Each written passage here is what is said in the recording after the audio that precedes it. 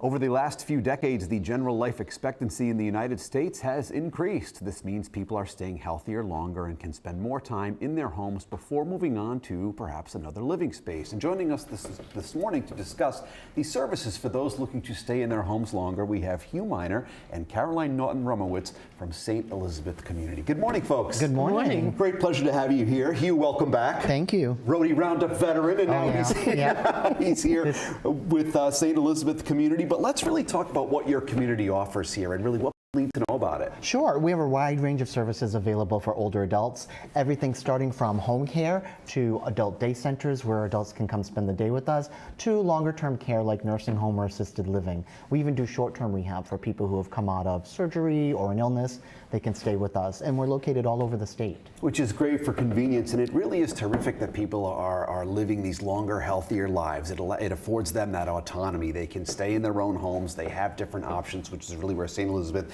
Community comes in. But Caroline, from your perspective, let's really talk about what extending your independent lifestyle really means for older adults.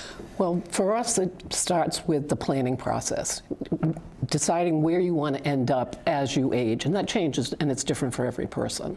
So people have to be willing to adapt their situations in their surroundings, like maybe some home modifications or medication minders and whatnot. You just have to have an open mind in planning to keep yourself safe and independent. Right, and maybe amending your lifestyle a little bit to suit your situation. Right, and it changes from your 60s to your 70s to your 80s and 90s, and people are living a lot longer and they're healthier for a longer period of time. So things that they may have put in place in their 70s, now they're not doing this until their 80s and 90s. Right, which is crucial that we make sure we can help those individuals. And Hugh, let's talk a little bit about Older Americans Month and really what that is.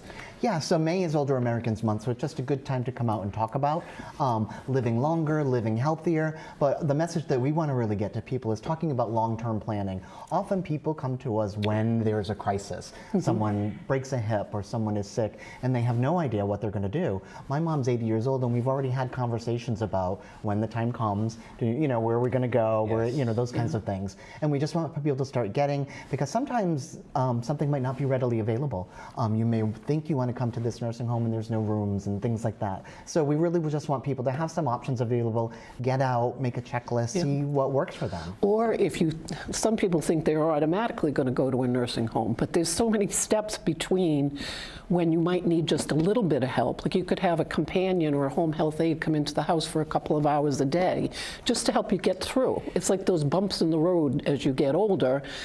What we do is we help you over the bumps and put things in place for that. And you help people really age in place. Those modifications allow people to maintain that independence, don't they, Caroline? Correct. Yeah. And you don't really know what you don't know in this healthcare environment. So you get into the hospital and whatnot, and all of a sudden someone's there telling you, well, pick a rehab center. Right. What do?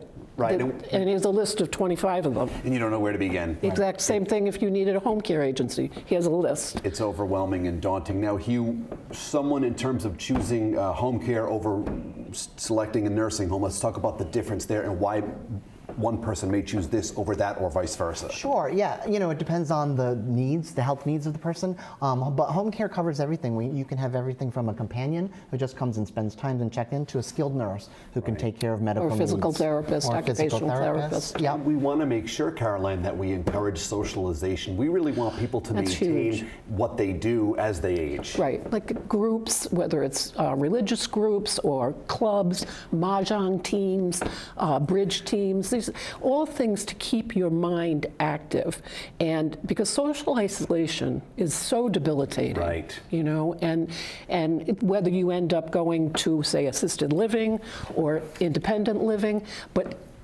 you got to go where someone's going to notice if you're not there, not showing up to the table. It shows that people care. Exactly. And that's where the adult day centers are really nice too. People come and just spend the day with us. They socialize, they get lunch, they have a nurse there, and then they go home. And it gives the caregiver a break. Absolutely. Well, it's great stuff. Hugh, what do you say the two of us start a bridge team? Come on. Caroline, how do you think we do? I don't know. That seems about right. I go for mahjong. Well, a great pleasure to have you both here. Thank you very much. much. Great work in St. Elizabeth community. I was reading all about what you do online, an invaluable resource for people. Thanks for being here. All right. If you would like to learn more all about St. Elizabeth community, just head on over to roadshow.com.